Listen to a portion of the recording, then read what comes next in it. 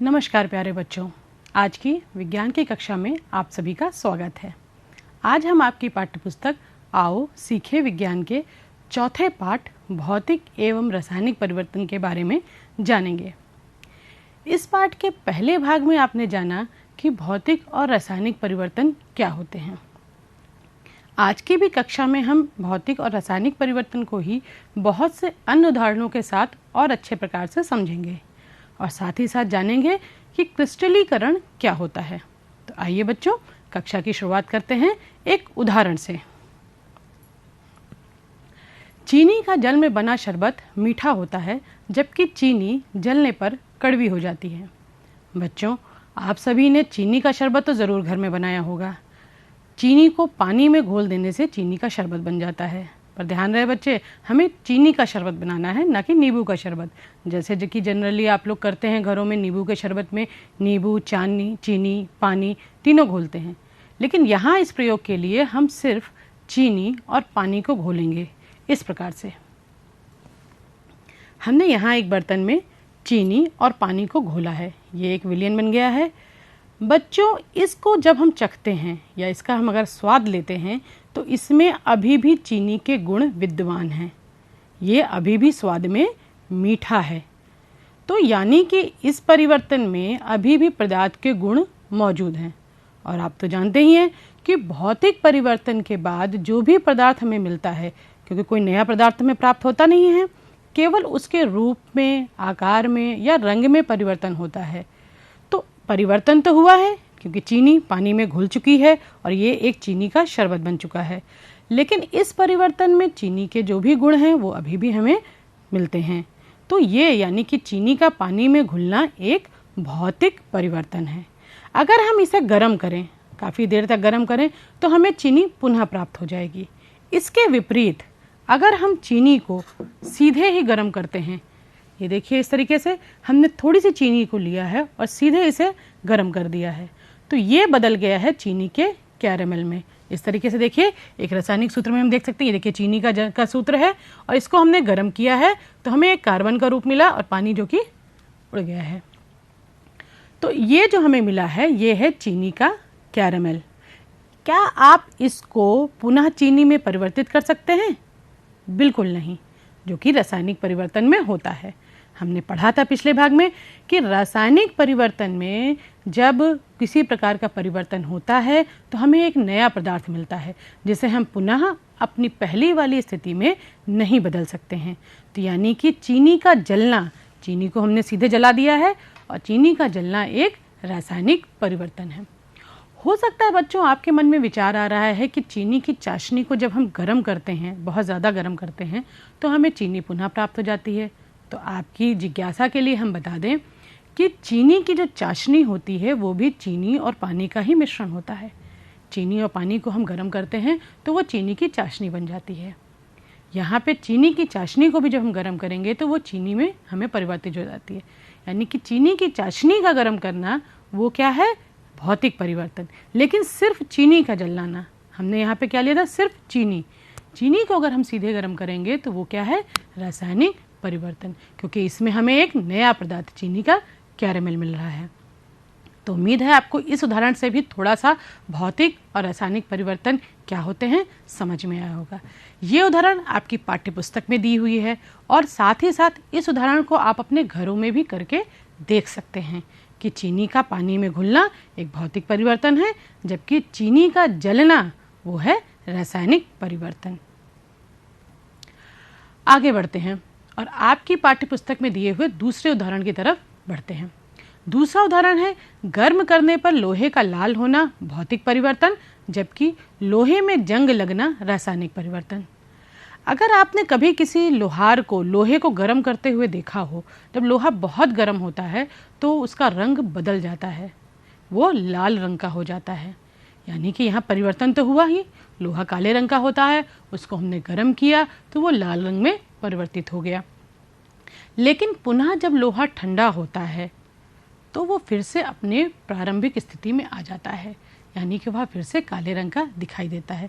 अगर कभी घरों में भी आपकी माताएं बहनें जब भी खाना पकाती हैं और आपने ध्यान दिया हो कि अगर कभी तावा ऐसे ही आंच पे छूट गया हो और काफ़ी देर तक गर्म हुआ हो तो आप देखेंगे वो हल्के हल्के लाल रंग का दिखाई देने लगता है, और लेकिन जब वह फिर से ठंडा होता है तो वो फिर से अपनी प्रारंभिक स्थिति में आ जाता है। तो यानी लोहे का गर्म होना जो होता है वो एक भौतिक परिवर्तन है। इसी तरीके से लोहे को जब हम गर्म करते हैं, किसी भी धातु को जब हम गर्म करते हैं तो उसकी आकृति में भी परिवर्तन होता है, उसमें थोड़ा सा प्रसार होता है। ये भी एक प्रकार का भौतिक परिवर्तन है। इस प्रकार के परिवर्तन का प्रयोग हम अपने दैनिक उपयोग में भी करते हैं। जिस प्रकार से अगर आपने ध्यान दिया हो कभी फावड़े की तरफ अगर आपने देखा हो तो फावड़े में एक लकड़ी का हत्था लगा होता है। जब हम काम करते हैं तो आपने ध्यान दिया होगा कि कितनी भी ज़ोर से हम फावड़े को चलाएं लेकिन उसमें से जो लकड़ी का हत्था होता है वो निकलता नहीं है। इसका क्या कारण है?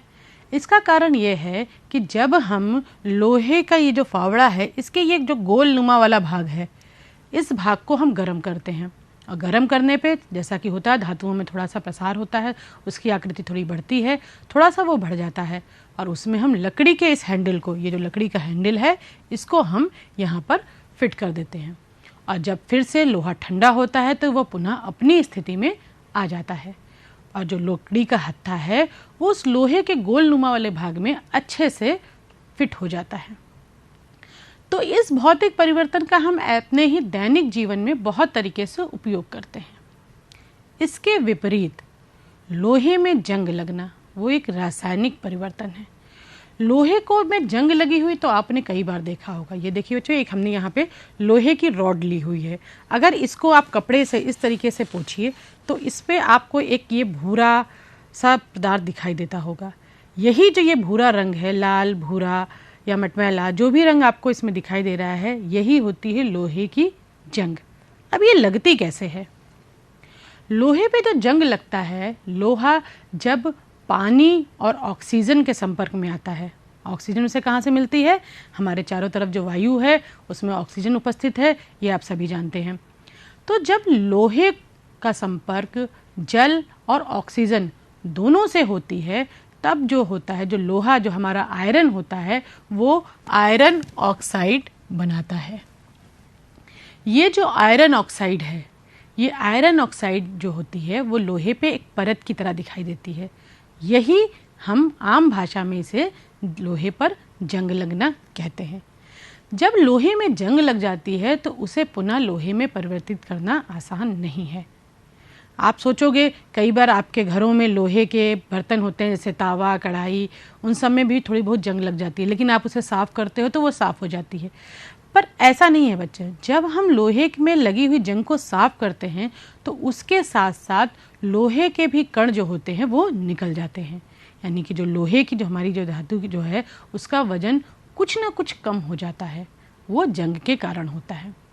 आपको जान के ये हैरानी होगी कि विश्व में लोहे में जंग लगने के कारण बहुत हानि होती है, क्योंकि लोहे का उपयोग बहुतायत से होता है। लोहे के पुल बनते हैं, लोहे के बड़े बड़े पानी के जहाज होते हैं। लोहे का जो जहाज होता है, अब जैसा कि हमने कहा कि लोहे में जो जंग लगती है वो जल और ऑक्सीजन दोनों के साथ होने से लगती है। अगर इन दोनों में से कोई भी एक अनुपस्थित हो, यानी कि कोई भी एक चीज़ उपस्थित ना हो, तो लोहे में जंग नहीं लगती है। और पानी का जहाज तो आधा, उसका थोड़ा हिस्सा जो होता है वो जल में होता है। इसी कारण बच्चों, जो लोहे का जो जहाज होता है, इसके कई पार्ट, कई भागों को हर साल बदला जाता है और उसमें बहुत से तरीके अपनाए जाते हैं ताकि उनमें जंग ना लगे।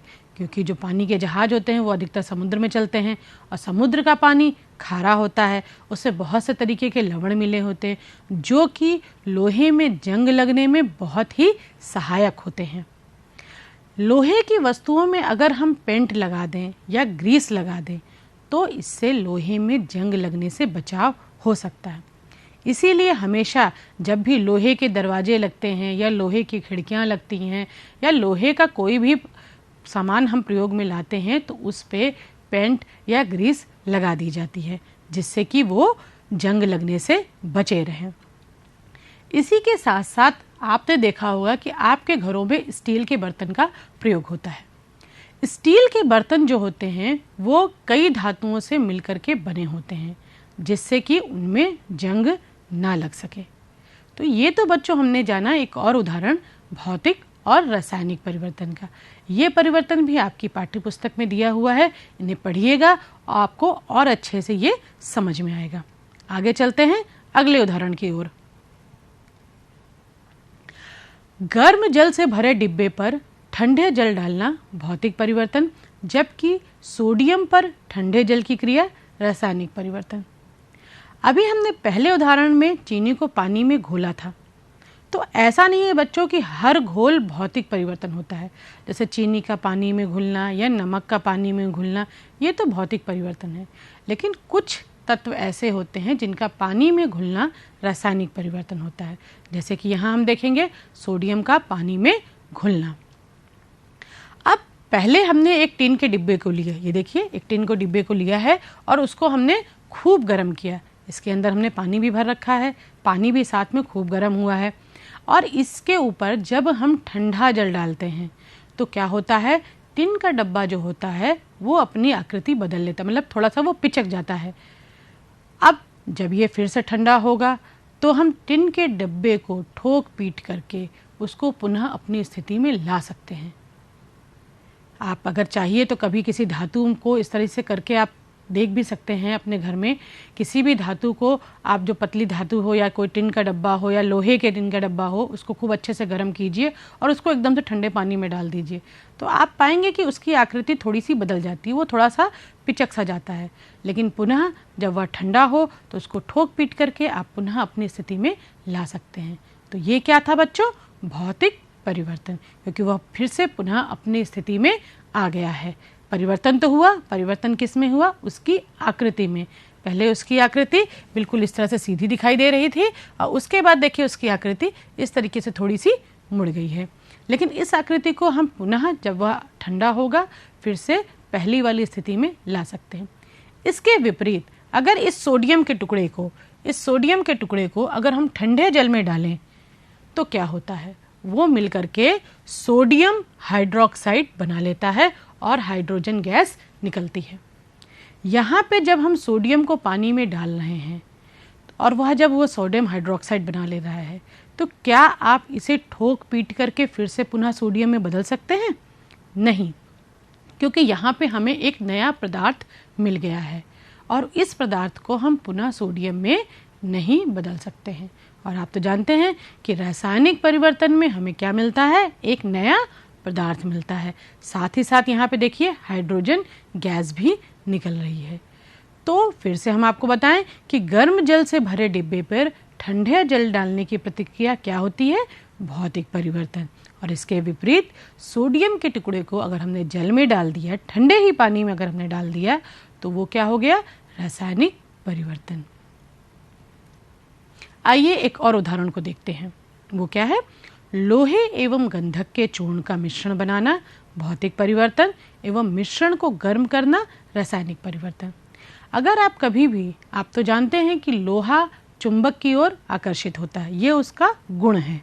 हमने गंधक के चूर्ण को लिया और लोहे के बिल्कुल छोटे छोटे कण, बिल्कुल एक चूरे जैसा उसको लिया, दोनों को हमने मिला करके एक मिश्रण तैयार कर दिया। लेकिन इस मिश्रण पे, जो आपको यहाँ चित्र में दिखाई दे रहा है, इस मिश्रण को पे अगर हम इस तरह से चुंबक को लेके जाएं तो हम पाएंगे कि चुंबक जो है वो लोहे के कणों को अपनी ओर आकर्षित कर ले रहा है। यानी कि मिश्रण में से लोहे के कण अलग हो गए। फिर से हमें पुनः वाली स्थिति प्राप्त हो गई, गंधक का चूर्ण अलग हो गया और लोहे का चूर्ण अलग हो गया। तो ये क्या था, भौतिक परिवर्तन। इसके विपरीत अगर इस चूर्ण को हमने गर्म कर दिया, तो गर्म करने पर लोहा और गंधक मिल करके आयरन सल्फाइड बना लेते हैं। ये क्या था, आयरन सल्फाइड क्या था बच्चों, एक नया हमें तत्व यौगिक मिल गया जिसमें आयरन के भी गुण होंगे और गंधक के भी गुण। लेकिन अगर आप आयरन सल्फाइड के ऊपर अगर आप चुंबक को लेकर के जाएं तो आप पाएंगे कि जो चुंबक है उसमें से लोहे का कोई भी कण अपनी ओर आकर्षित नहीं कर रहा है। यानी कि आयरन सल्फाइड में लोहे के जो गुण हैं वो मौजूद नहीं है। और आयरन सल्फाइड को हम पुनः लोहे और गंधक में अलग अलग पर फिर से हमें प्राप्त नहीं होंगे। यानी कि लोहे का और गंधक का गर्म करना क्या है, रासायनिक परिवर्तन। बच्चों, ये चारों उदाहरण जो अभी हमने आपको बताए हैं, ये सारे आपकी पाठ्यपुस्तक में हैं। इन्हें आप पढ़िएगा और अच्छे से जानिएगा। आइए कुछ और उदाहरणों के द्वारा हम इन भौतिक परिवर्तनों और रासायनिक परिवर्तन को और अच्छे समझते हैं, जो कि आपके आसपास दैनिक जीवन में होते रहते हैं।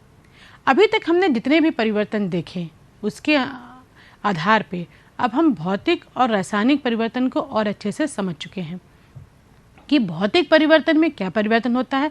केवल भौतिक गुण, जैसे कि पदार्थ के रंग में अंतर होता है, पदार्थ की आकृति में अंतर होता है। लेकिन रासायनिक परिवर्तन में कई परिवर्तन होते हैं, जैसे कि हमें एक नया पदार्थ मिल जाता है। कई बार एक पदार्थ या एक से अधिक पदार्थ में मिलते हैं। उसके अलावा ध्वनि भी कई बार उत्पन्न होती है। कई ऐसे रासायनिक परिवर्तन होते हैं जिसमें कि ध्वनि भी उत्पन्न होती है। कई की सुगंध बदल जाती है, गंध में परिवर्तन हो जाता है। पहले किसी और तरीके की गंध आती है और जब परिवर्तन होता है तो उसके बाद किसी और तरीके की गंध आती है। रंग में परिवर्तन होना कई बार भौतिक परिवर्तन भी होता है और रासायनिक परिवर्तन भी होता है। ये निर्भर किस पे करता है? ये निर्भर इस पे करता है कि क्या जिस स्थिति में परिवर्तन हुआ है उस स्थिति को अगर हम हटा दें तो वो पदार्थ अगर अपनी पुनः स्थिति में फिर से वापस आ जाता है तो भौतिक परिवर्तन है, और अपनी पुनः स्थिति में नहीं आता है तो वह रासायनिक परिवर्तन होता है। उसके अलावा कई बार जो परिवर्तन होता है उनमें गैस भी निकलती है। जैसे अभी हमने देखा कि सोडियम को जब हमने जल में मिलाया तो हमें क्या मिला? हाइड्रोजन गैस भी मिली है। ध्वनि का उत्पन्न होना, आप सभी ने अगर पटाखे जलाए हों, पटाखे सभी जलाते हैं दीपावली के मौसम पे, या कभी कोई आपको खुशी मनानी हो, खुशी के अवसर पे भी पटाखे हम जलाते हैं। बच्चों, जब ये पटाखे जलते हैं तो बहुत सी चीज़ें निकलती हैं, जैसे ध्वनि भी उत्पन्न होती है, विभिन्न प्रकार की गैसें भी निकलती हैं। ये हमारे लिए बहुत ही हानिकारक होते हैं। जो उसमें से गैसें निकलती हैं पटाखों के जलने पर, वो हमारे वातावरण को प्रदूषित करती हैं। जो ध्वनि उत्पन्न होती है वो ध्वनि प्रदूषण को बढ़ाते हैं। इसीलिए हम सभी लोग आप लोगों से अनुरोध करते हैं कि पटाखों का जो जलाते हैं उसका उपयोग ना करें, क्योंकि ये हमारे लिए सिर्फ हानिकारक है। खुशियाँ मनाने के लिए बहुत से तरीके होते हैं, जैसे दीपावली पे आप दिए जलाइए और तरह तरह की साजो सज्जा कीजिए जो हमारे प्राकृतिक वातावरण के लिए उत्तम हो, क्योंकि पटाखों का जलना हर रूप से हमारे लिए हानिकारक होता है। और पटाखों का जलना क्या है बच्चों? एक रासायनिक परिवर्तन है। दूसरा हमने कहा था कि गंध में परिवर्तन हो जाता है। अगर आप खाने को, जो आपके घर में खाना बनता है, उसको आप कुछ समय के लिए ऐसे ही बाहर रख दीजिए, एक दिन के लिए, तो वो खराब हो जाता है और उसमें से दुर्गंध आने लगती है। क्या उसे आप पुनः अपनी पहली वाली स्थिति में ला सकते हैं? नहीं। तो खाने का बासी होना भी एक तरीके का रासायनिक परिवर्तन हो। ये सभी परिवर्तन हमारे आसपास ही होते रहते हैं, हम अपने दैनिक जीवन में इन्हें देखते रहते हैं। दूसरा हमने कहा था रंग में परिवर्तन। जैसे पहला हमने एक उदाहरण बताया था कि लोहे को जब हम गर्म करते हैं तो वो लाल रंग का हो जाता है, और जब उसे ठंडा करते हैं तो वह फिर से अपनी स्थिति में आ जाता है। ये तो भौतिक परिवर्तन होता है। इसके विपरीत अगर आपने सेब को काट करके रख दिया, ये देखिए, सेब को काट के अगर कुछ समय के लिए हम ऐसे ही बाहर छोड़ दें तो उसके रंग में परिवर्तन हो जाता है। ये एक रासायनिक क्रिया है, क्योंकि जो सेब की जो ऊपरी जो सतह होती है वो ऑक्सीजन से क्रिया करके सेब में ऑक्सीडेशन की क्रिया हो जाती है, उसका ऑक्सीकरण हो जाता है, जिसे हम फिर से पुनः अपनी स्थिति में नहीं ला सकते हैं। चाहे हम सेब को कितनी देर भी बाहर रखें या उसे ठंडा करें या कुछ भी करें, सेब पुनः अपनी पहले वाले रंग में नहीं आएगा। यही चीज़ होता है आलू के साथ, बैगन के साथ। इन सबको भी अगर हम काट के ऐसे ही रख दें तो इनका ऑक्सीकरण हो जाता है। तो किसी भी पदार्थ का ऑक्सीकरण होना एक रासायनिक परिवर्तन होता है, क्योंकि इसे हम पुनः अपनी स्थिति में नहीं ला सकते। इसी प्रकार से किसी भी चीज़ का जलना, जैसे आप लोगों ने लकड़ियों को जलाया होगा, पत्तियां जो पेड़ों से गिरती हैं उन्हें जलाया होगा, या कागज को जलाते हैं, इन सब का जो जलना होता है वो एक रासायनिक परिवर्तन है, क्योंकि जलने के बाद किसी भी पदार्थ को हम पुनः अपनी स्थिति में नहीं ला सकते। ये सभी एक कार्बन के एक रूप बन जाते हैं। कागज को आप अगर काटते हैं, कागज को काट करके उसका आकार तो बदल गया, लेकिन अभी भी उसमें कागज के सारे गुण विद्यमान हैं, वो अभी भी कागज ही है। तो कागज का के टुकड़े करना एक भौतिक परिवर्तन, लेकिन कागज को जब हम जला देते हैं तो वो क्या बन जाता है, एक रासायनिक परिवर्तन। तो इस तरह से हमने देखा कि रासायनिक परिवर्तन में कई नई चीजें होती हैं और भौतिक परिवर्तन में क्या होता है, सिर्फ उसके भौतिक गुण या तो उसके रंग में या उसके आकार में परिवर्तन होता है, लेकिन हम उस कारण को अगर हटा दें, जिस कारण से परिवर्तन हुआ है उस कारण को अगर हम हटा दें तो पुनः हम अपने पहले वाले पदार्थ को प्राप्त कर लेते हैं। तो ये है बच्चों भौतिक और रासायनिक परिवर्तन। आइए कुछ और रासायनिक और भौतिक परिवर्तन देखते हैं जो कि हम अपने दैनिक जीवन में अक्सर देखते हैं। एक तो है जुगनू का चमकना। जुगनू को चमकते हुए आपने अवश्य देखा होगा। अब ये जुगनू चमकता कैसे है? जुगनू का चमकना भी जो है एक रासायनिक परिवर्तन है। जुगनू जो चमकता है वो उसके पेट के अंदर कुछ रासायनिक तत्व उपस्थित होते हैं जो आपस में क्रिया करके एक रोशनी उत्पन्न करते हैं जिसे हम जुगनू का चमकना कहते हैं। उसके पेट में जो है वो तत्व कौन कौन से होते हैं? ल्यूसीफेरिन, एटीपी, मैग्नीशियम आयरन और ऑक्सीजन। ये सभी आपस में क्रिया करके एक प्रकाश उत्पन्न करते हैं जिससे हमें जुगनू में रोशनी दिखाई देती है। हमारे शरीर में भी कई ऐसी क्रियाएं होती हैं जैसे पाचन है, श्वसन है, ये सभी क्या हैं? एक रासायनिक क्रियाएं हैं। पेड़ों में भी जो प्रकाश संश्लेषण की क्रियाएं होती हैं ये सब क्या है? रासायनिक परिवर्तन, क्योंकि इसमें हमें एक नया पदार्थ मिलता है। तो किसी भी परिवर्तन में हमें अगर एक नया पदार्थ मिल रहा है तो वो है रासायनिक परिवर्तन। आप सभी ने ओजोन परत का नाम तो सुना होगा। ओजोन परत हमारे वायुमंडल में उपस्थित है जो कि सूर्य की किरणों से निकलने वाले पराबैंगनी किरणों से जो हमारे लिए हानिकारक है उससे हमें बचाती हैं। होता क्या है बच्चों कि जो सूर्य की किरण से जो हमारे जो पराबैंगनी किरणें आती हैं उसमें जो ओजोन उपस्थित होती हैं, ये जो लेयर होती है, ओजोन की जो परत होती है वो उससे क्रिया करके हमें ओजोन को ऑक्सीजन में बदल देती है और ऑक्सीजन तो हमारे लिए लाभदायक होती है। तो यहाँ पे क्या हो रहा है? ओजोन का ऑक्सीजन में परिवर्तन हो रहा है। ओजोन अलग प्रकार की गैस है और ऑक्सीजन अलग प्रकार की गैस है, तो दोनों ही अपने आप में अलग अलग पदार्थ हैं। तो ये भी क्या है? एक प्रकार का रासायनिक परिवर्तन है। एक परिवर्तन और होता है जो कि आपके घर में दिन में शायद 2 बार अवश्य होते होंगे, यानी कि रोटी का बनना। सभी ने देखा है, आप आटे को लेते हो और उसे गूंथते हो, फिर उसे बेलते हो और रोटी को हम पकाते हैं। तो गुथे हुए आटे से रोटी का बेलना ये क्या है? एक भौतिक परिवर्तन है, क्योंकि बेली हुई रोटी में और गुथे हुए आटे में जो गुण विद्यमान हैं दोनों एक जैसे हैं, दोनों के रंग एक है, दोनों की गंध एक है। किस में परिवर्तन हुआ? केवल आकार में। और हम बेली हुई रोटी को पुनः गूथे हुए आटे में परिवर्तित कर सकते हैं। इसके विपरीत अगर हमने रोटी को सेक दिया है तो ये क्या है? रासायनिक परिवर्तन, क्योंकि सेकी हुई रोटी में और बेली हुई रोटी के गुणों में अंतर है, उसके रंग में अंतर है, उसके स्वाद में अंतर है, और ये भी है कि हम सेकी हुई रोटी को पुनः गुथे हुए आटे में परिवर्तित या बेली हुई रोटी में परिवर्तित नहीं कर सकते हैं। दही का जमना भी आप सभी ने घर में देखा होगा। दूध से हम दही को जमाते हैं। ये भी क्या है? एक रासायनिक परिवर्तन है। जो क्या होता है इसमें? जो दूध का जो कार्बोहाइड्रेट होता है, दूध में हमें मालूम है कार्बोहाइड्रेट होता है, वो किस में बदल जाता है? लैक्टिक एसिड में। और लैक्टिक एसिड जो हमारा जो दही बन गया है लैक्टिक एसिड से, इसमें दूध के कोई भी गुण विद्यमान नहीं होते हैं। रंग भले दोनों का सफ़ेद है, लेकिन आपको मालूम है दूध का स्वाद और दही के स्वाद में भी अंतर है। और सबसे बड़ी चीज़ कि दही को हम पुनः दूध में परिवर्तित नहीं कर सकते हैं, और यानी कि दूध से दही का जमना एक रासायनिक परिवर्तन है। दूध का फटना भी एक रासायनिक परिवर्तन है। हाँ, दूध का उबलना जो होता है वो जो है भौतिक परिवर्तन, क्योंकि दूध उबला है, गर्म हुआ है, वो फिर से ठंडा होगा तो दूध ही रहेगा।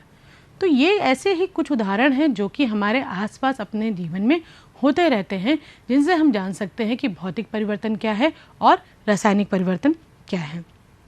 अब इन परिवर्तनों के आधार पे मुझे लगता है कि अब आप अच्छे से समझ गए होंगे कि भौतिक परिवर्तन और रासायनिक परिवर्तन में क्या अंतर होते हैं। जैसे कि पहला अंतर क्या होता है कि भौतिक पदार्थ के केवल भौतिक पदार्थ गुणों में ही अंतर होता है, जैसे कि उसकी अवस्था में परिवर्तन होता है, यानी कि उसकी आकृति में परिवर्तन होता है, उसके रंग में परिवर्तन होता है। और सबसे बड़ी चीज़ ये होती है कि जो भौतिक परिवर्तन होता है उसके अगर पदार्थ के जिस कारण से पदार्थ में परिवर्तन हुआ है उस कारण को अगर हम हटा लें तो वो पुनः अपनी स्थिति में आ जाता है। और ये जो परिवर्तन होते हैं यानी कि जो भौतिक परिवर्तन होते हैं वो अस्थायी होते हैं, कुछ समय के बाद वह पुनः अपनी स्थिति में वापस आ जाते हैं। और अभौतिक परिवर्तन में कोई भी नया पदार्थ नहीं बनता है। भौतिक परिवर्तन का एक बहुत अच्छा सा उदाहरण होता है बर्फ से जल में बदलना और जल का वाष्प में बदलना। इसके विपरीत रासायनिक परिवर्तन में हम जानते हैं कि रासायनिक परिवर्तन में जो पदार्थ बनता है एक नया पदार्थ हमें मिलता है, कई बार एक पदार्थ मिलता है और कई बार एक से अधिक पदार्थ बदलते हैं और इन्हें हम पुनः अपनी स्थिति में नहीं ला सकते हैं, यानी कि ये उत्क्रमणीय नहीं होते हैं। दूसरा जो रासायनिक परिवर्तन होता है वो स्थायी होता है और इसमें जो होता है हमें एक नया पदार्थ मिलता है, जैसे कि लोहे में जंग लगना या गंधक और लोहे को जब हमने गर्म किया तो हमें एक नया पदार्थ मिल गया। तो ये तो बच्चों हो गया भौतिक और रासायनिक परिवर्तन। हमें लगता है कि इतने उदाहरणों के बाद आप अपने आसपास भी ढूंढिएगा और समझिएगा कि भौतिक परिवर्तन क्या है और रासायनिक परिवर्तन क्या है और दोनों में क्या अंतर है। आइए अब चलते हैं और देखते हैं कि क्रिस्टलीकरण क्या होता है। क्रिस्टलीकरण जो होता है बच्चों वो भी किसी भी पदार्थ का बिल्कुल शुद्धतम रूप होता है, इसमें किसी भी प्रकार की मिलावट नहीं होती है।